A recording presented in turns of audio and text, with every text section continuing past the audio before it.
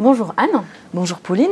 Vous êtes sociologue et historienne, chercheuse au laboratoire IRIS à l'université Sorbonne Paris Nord à Bobigny.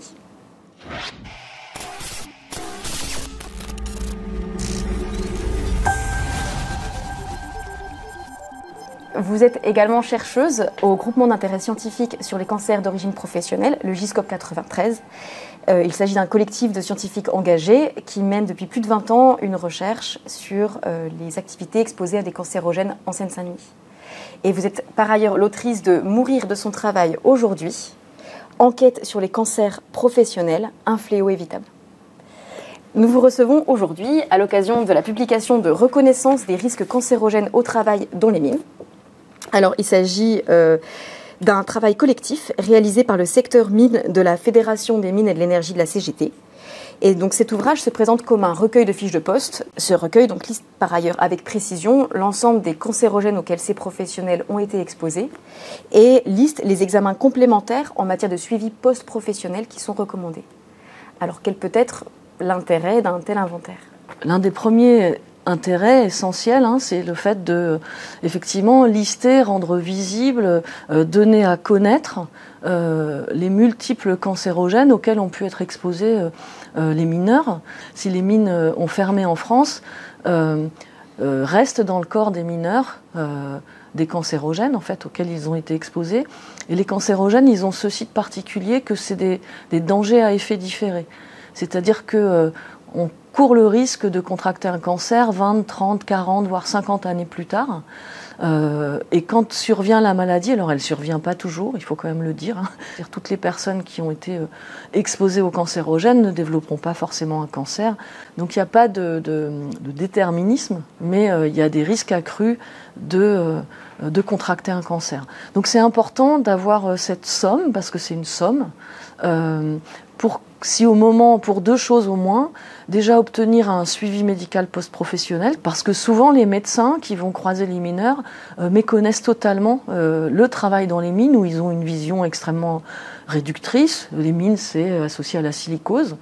Les mineurs, collectivement, progressivement, ils ont mis au jour le fait qu'il y avait des cancérogènes. La mine, c'est pas seulement forer, c'est pas seulement excaver, c'est aussi réparer des machines au fond, donc c'est être électromécanicien. C'est aussi conduire des locomotives en surface.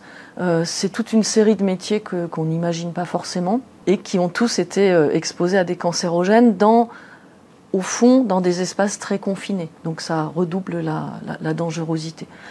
Donc cet inventaire, il va être nécessaire pour les médecins qui vont croiser les mineurs, pour y prêter une attention particulière à tout ce qui est dépistage un peu précoce, diagnostic précoce. Donc c'est très important, on appelle ça la prévention secondaire. Ça ne permet pas de se protéger de ce à quoi on a déjà été exposé, mais ça permet d'éviter des diagnostics trop tardifs. Un autre atout, c'est que malheureusement, si on tombe malade d'un cancer, il va falloir réussir à prouver le lien entre son travail et son cancer. C'est souvent un parcours du combattant. Et cet inventaire-là, il va être, vous l'avez dit, il a été élaboré collectivement. Donc ce sont des mineurs, des anciens mineurs qui se sont regroupés ensemble avec aussi des médecins, un médecin en particulier, Alain Carré. Et ce travail collectif, il a permis de reconstituer, mais vraiment précisément, le travail tel qu'il était fait. Non pas juste la fiche de poste, on parle souvent du travail prescrit, là c'est l'activité réelle de travail. Et ça va servir de preuve aux mineurs ou aux anciens mineurs ou malheureusement à leurs familles lorsqu'ils sont décédés, parce qu'il y a beaucoup de veuves de mineurs, pour obtenir une reconnaissance en maladie professionnelle et quelque part signifier la responsabilité de l'employeur, qui en l'occurrence est l'État en la matière, puisque c'était beaucoup les charbonnages de France. Et donc signifier à la fois le lourd tribut qu'ont payé les mineurs au développement industriel en France et signifier la responsabilité de l'État employeur dans la survenue de ces maladies. Un dernier intérêt, c'est au final, au-delà même de la maladie, du suivi médical et de la reconnaissance, c'est de constituer, alors ça ne se lit pas comme un roman, c'est un petit peu aride, c'est des fiches, mais il y a quand même toute une évocation d'un travail qui est très méconnu, et ça constitue un petit musée du travail minier finalement, Et en ce sens-là, ça constitue une mine. Et quelles sont les principales substances cancérogènes auxquelles ces professionnels ont été exposés ? Alors elles sont multiples et je pense qu'ils n'ont pas fini de découvrir, parce que c'est vraiment une connaissance qui s'est construite progressivement. La silice déjà, qui est un cancérogène, on la connaît pour la silicose, mais la silice est également cancérogène. Et puis après, ce qu'on appelle les hydrocarbures aromatiques polycycliques, qui émanent des huiles minérales, qui émanent du goudron. Il y a l'amiante. L'amiante, elle était dans les freins, les embrayages des machines au fond. Mais il y a eu aussi certaines galeries de mines à certains endroits. Pour moi, ça a été une découverte, qui étaient floquées à l'amiante. Il y a les rayonnements ionisants quand on était dans les mines d'uranium. Il y a le radon dans les souterrains. Il peut y avoir aussi des solvants, des amines aromatiques, le trichloréthylène qui a été beaucoup utilisé pour nettoyer les machines, mais aussi se nettoyer les mains, voire parfois la figure, voire parfois les habits. Ce qu'il faut retenir, c'est que ce n'est pas un seul cancérogène auquel ont été exposés les mineurs, de fond ou de surface, c'est plusieurs. Et on sait que ce n'est pas juste un effet d'addition, c'est souvent un effet multiplicateur de risque de contracter un cancer. Et quels sont les cancers en lien avec le travail dans les mines ? Alors les cancers en lien, on peut penser en premier au cancer du poumon, et à raison, puisque le poumon absorbe tout ce qu'on inhale, donc les vapeurs, les poussières. Donc le cancer du poumon est particulièrement concerné, mais aussi le cancer de la peau pour tous les effets de contact avec les substances. Il y a le cancer du sang. Il y a le cancer de la vessie, parce que si les poussières, les vapeurs rentrent par les poumons, elles ressortent par la vessie. Il y a le cancer de la vessie, il y a le cancer du rein qui est aussi concerné. Il y en a sans doute d'autres, mais ceux-ci sont les principaux. Et donc on peut voir qu'on peut être aussi atteint de plusieurs cancers. Et concernant l'ampleur du phénomène, est-ce qu'on saurait dire combien de mineurs en France ont été ensuite touchés par des cancers ? Alors, moi, je n'ai pas les chiffres. Ce que je sais, c'est qu'il y a aujourd'hui encore 40 000 personnes qui sont affiliées au régime de protection sociale des mineurs, donc qui sont des anciens travailleurs de l'industrie minière. 40 000, ça ne concerne pas toute cette population, puisque d'autres mineurs, les mines ayant fermé, ils ont pu se reconvertir dans d'autres activités, donc être affiliés à d'autres régimes de protection sociale, et on perd un peu leurs traces. Et puis, en termes de personnes atteintes de cancer, je pense qu'on n'a pas tous les chiffres, parce que de la même façon qu'en population générale, on a un phénomène de sous-déclaration de ces cancers du travail. Donc il y a beaucoup de mineurs qui sont atteints de cancer sans avoir soupçonné que c'était leur travail, sans avoir été informés que ça pouvait être de leur travail. Donc ils ne l'ont pas déclaré en maladie professionnelle, donc elle n'a pas été reconnue. Et donc ces mineurs, ils ont des cancers qui sont des cancers, on va dire, banaux, comme tout le monde. Et ils sont pris en charge par l'assurance maladie. Donc on ne peut pas faire le tri parmi ces cancers. Je crois que la section CFDT des mineurs de Lorraine avait fait une étude à partir de certaines données qui montrait que pour le cancer de la peau et de la vessie, ils avaient 100 fois plus de risques qu'en population générale d'être atteints de ces cancers. Et pour le cancer du poumon, 17 fois plus qu'en population générale. Donc ça montre quand même, ils ont été surexposés et ils ont un risque majeur de contracter un cancer. C'est aussi pour ça qu'ils sont plusieurs sections syndicales sur toute la France à aller devant la justice réclamer un préjudice d'anxiété. Alors, vous l'avez dit, les mines, elles ont fermé, mais depuis quelques mois, le gouvernement se lance dans un grand plan de renouveau minier. Et donc, plusieurs projets d'ouverture de mines sont à l'étude. On pense notamment au grand projet d'ouverture d'une mine de lithium à Échassières, dans l'Allier. Les multinationales qui veulent exploiter ces gisements parlent de mines responsables. Mais qu'en est-il des conditions de travail des salariés ? Est-ce qu'aujourd'hui, les travailleurs des mines sont toujours autant exposés à des cancérogènes ? Je ne suis pas sûre de pouvoir répondre exactement à cette question. En revanche, ce que je peux dire 2-3 choses sur le sujet, en tout cas moi qui m'interpelle en tant que citoyenne avant de m'interpeller en tant que chercheuse. C'est déjà, on connaît les dégâts causés par l'extractivisme, donc par les mines. C'est-à-dire que les mines, elles ont fermé, mais l'après-mine, il est là avec son lot de maladies chez les mineurs, de décès. mais il est là aussi avec tous les méfaits environnementaux. C'est-à-dire que pour extraire du métal, par exemple, si on parle de ces nouvelles mines, pour extraire du cobalt, on va extraire des centaines de tonnes de roches pour avoir quelques grammes de cobalt. Et pour extraire ce cobalt, on va dépenser des milliers de litres d'eau, enfin même des millions de litres d'eau, je pense. Voilà, en tout cas, on sait que la mine, ça fait des dégâts sur les corps des travailleurs miniers, mais ça fait aussi des dégâts sur l'environnement et donc au final sur les riverains, sur l'eau, sur le sol, sur les terres, sur l'air aussi, et qu'on ne sait toujours pas se sortir de l'après-mine aujourd'hui. Donc là, on est en train... Est-ce que vous pouvez préciser ce que c'est que l'après-mine, peut-être ? L'après-mine, c'est d'une part l'entretien des galeries de mine. On a creusé le sol.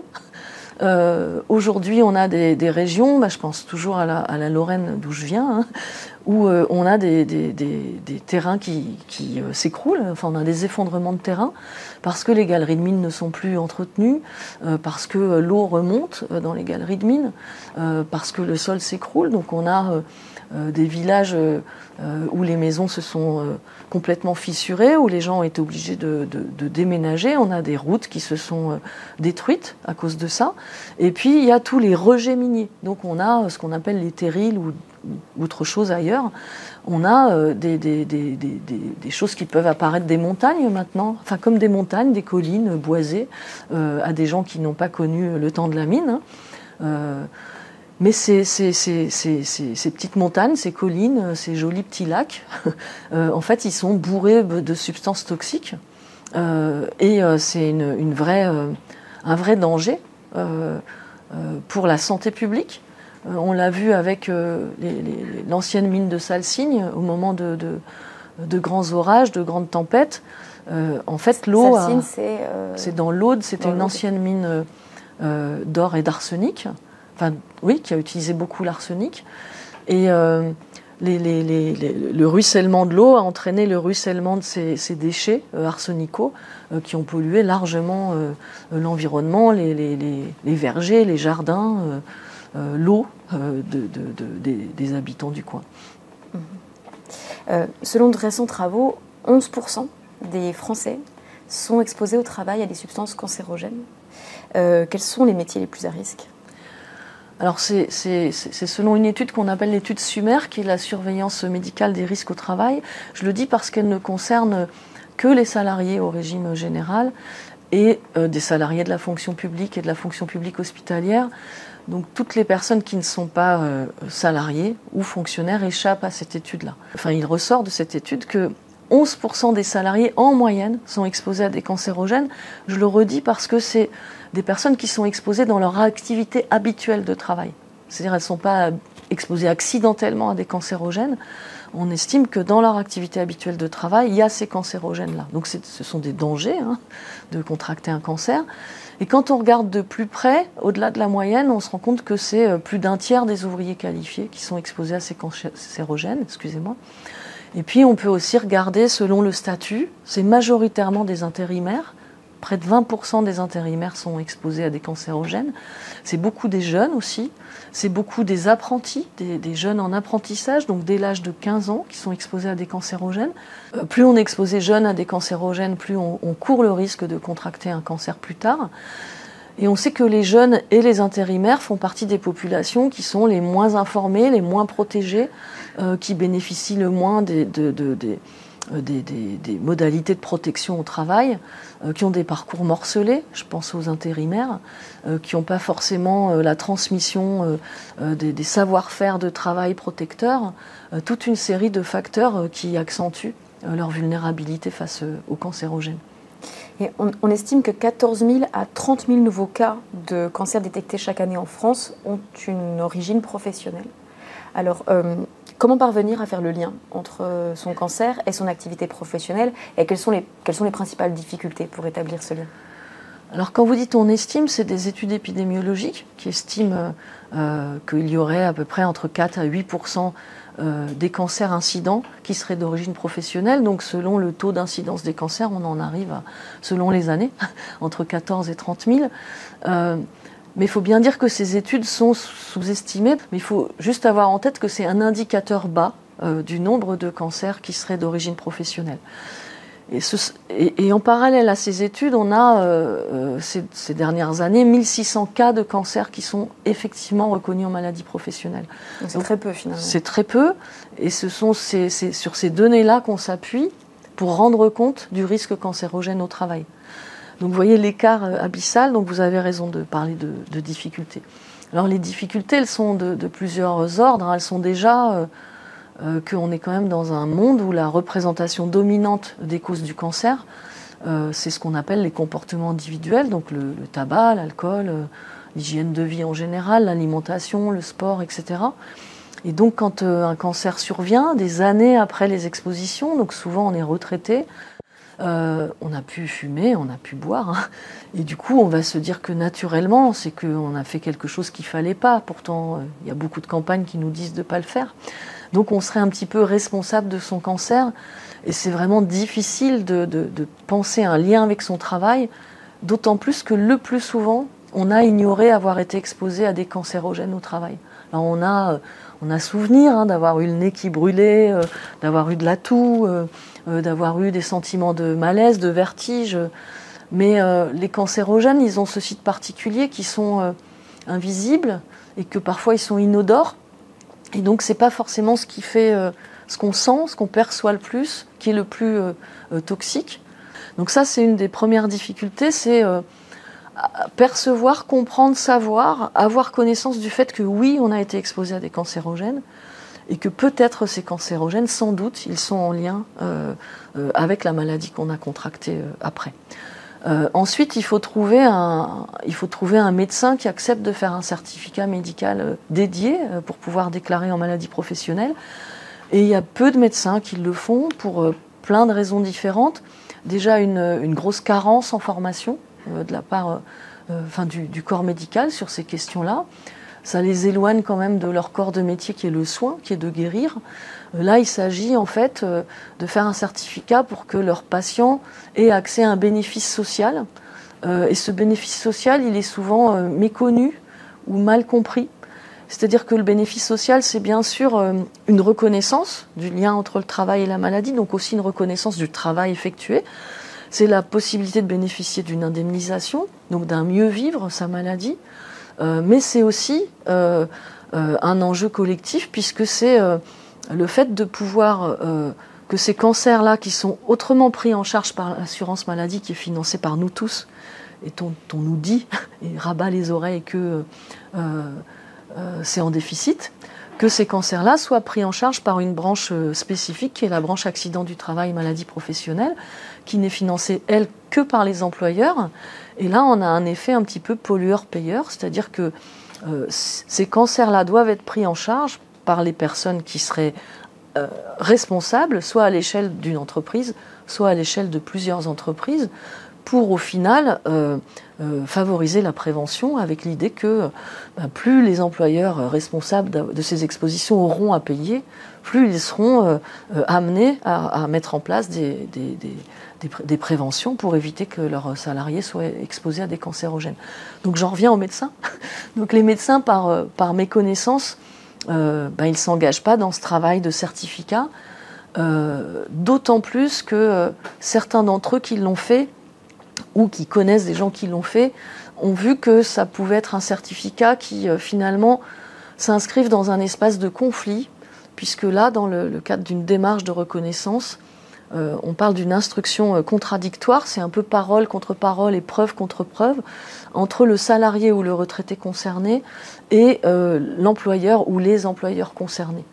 Et donc ce certificat-là, il va devenir un outil qui peut être promu par le salarié.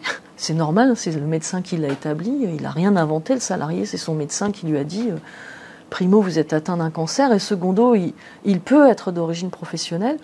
Et puis l'employeur qui va remettre en cause ce lien avec le travail. Et donc certains employeurs, et c'est parmi les plus gros employeurs, sont à l'origine d'un fort contentieux à la sécurité sociale pour accuser ces médecins de certificat de complaisance et donc faire en sorte qu'ils soient convoqués devant le Conseil de l'ordre. Et donc, quand certains médecins apprennent ça, il y en a certains qui se disent moi, je ne veux pas d'histoire, en fait. Donc ça, c'est une grosse difficulté bien identifiée par les associations de victimes, de trouver un médecin qui fasse ce certificat. Et puis ensuite, il y a de pouvoir prouver son travail, mais aussi ses expositions. Et c'est en cela que ce recueil, il est vraiment très précieux, parce que là, les mineurs, les retraités ou leurs familles, parce que si le mineur est malheureusement décédé, leurs familles, elles ont une connaissance très très limitée de tout ce travail-là. Et dans cet inventaire, elles pourront savoir exactement, pouvoir relier la maladie à des expositions. Je l'ai dit en début d'entretien, vous faites partie du GISCOP 93. Est-ce que vous pouvez nous en dire 2 mots? Je précise que c'est un collectif au sujet duquel nous avons fait un article dans le numéro 6 de notre trimestriel de la vie ouvrière. Puis un très beau reportage pour lequel on vous remercie. Alors le GISCOP 93, en dire 2 mots, ça va être difficile, mais je vais essayer de synthétiser. C'est un dispositif assez inédit qui est né en Seine-Saint-Denis il y a plus de 20 ans maintenant, et qui est né sur un constat qui était un taux de surmortalité important, parmi les plus importants à l'échelle du territoire hexagonal, de surmortalité par cancer. Un constat qui s'est fait courant des années 80. Et un ensemble d'acteurs, donc de médecins de santé publique du département, de chercheurs en santé publique, de toxicologues, d'élus CHSCT, de médecins du travail, se sont dit, avec le conseil départemental et le ministère du Travail à l'époque, se sont dit on va essayer de mettre en place un dispositif de recherche, action, qui permette d'explorer la responsabilité de l'activité de travail dans cette épidémie de cancer. Donc il y a eu de longues années de discussions pour élaborer un dispositif et qui finalement s'est stabilisé et qui a fait ses preuves. Et ce dispositif, c'est de partir de patients atteints de cancer qui nous sont signalés par des services hospitaliers partenaires et sans autre critère que d'être atteint d'un cancer sur certaines localisations et d'être résident en Seine-Saint-Denis dans le cas des débuts du GISCOP 93, puisqu'ensuite ça s'est élargi et qu'on a maintenant un GISCOP 84 dans le Vaucluse, en Avignon. Sans autre critère que cette maladie et la résidence sur un territoire donné, on va reconstituer le parcours professionnel de ces personnes, de leur sortie de l'école jusqu'à leur diagnostic du cancer, et reconstituer leur parcours professionnel. C'est un peu comme ce qu'ont fait les mineurs, là. C'est pas seulement dire quelles étaient mes fiches de poste et puis quel était mon relevé de carrière. C'est vraiment faire advenir une parole sur le travail, donc à force de questions très précises et de relances, en disant d'accord, vous étiez soudeur, mais vous soudiez selon quelle modalité, sur quel métaux, dans quel environnement de travail, à côté de qui travaillait comment. Vous étiez vendeuse de chaussures, d'accord, mais qu'est-ce que vous faisiez en plus de vendre des chaussures? Ah, vous ciriez en plus les chaussures. Ah, vous nettoyez en plus les vitrines. L'idée, c'est pas de partir de demander aux gens à quoi ils ont été exposés, parce qu'ils ne le savent pas, mais de leur demander comment ils ont travaillé, quel travail ils ont effectué et comment ils l'ont fait. Et à partir de cette reconstitution qui se fait poste par poste, emploi par emploi, ensuite cette reconstitution est soumise à un collectif d'experts qui est constitué de médecins du travail, d'hygiénistes industriels, de toxicologues, de sociologues, j'espère que j'en oublie pas, et qui vont identifier ou non dans ce parcours de travail des expositions aux cancérogènes et qui vont les qualifier, c'est-à-dire qui vont parler de leur probabilité, de leur durée, de leur fréquence, de leur intensité. Et au terme de cette reconstitution des activités exposées, ils vont préconiser ou non une démarche pour une reconnaissance en maladie professionnelle. Et avec ces médecins partenaires, on va donc avoir levé cet obstacle du certificat médical. Et en fait, tout ça, c'est fait non pas pour dire uniquement on va reconnaître des cancers, mais c'est pour dire ces cancers reconnus vont permettre d'alerter sur la question des cancérogènes aujourd'hui présents en milieu de travail. Et donc, c'est vraiment dans une perspective de prévention. Donc, dans une perspective de connaissance, de reconnaissance des cancers et de prévention des cancers. Anne Marchand, merci pour cet entretien. Merci à vous.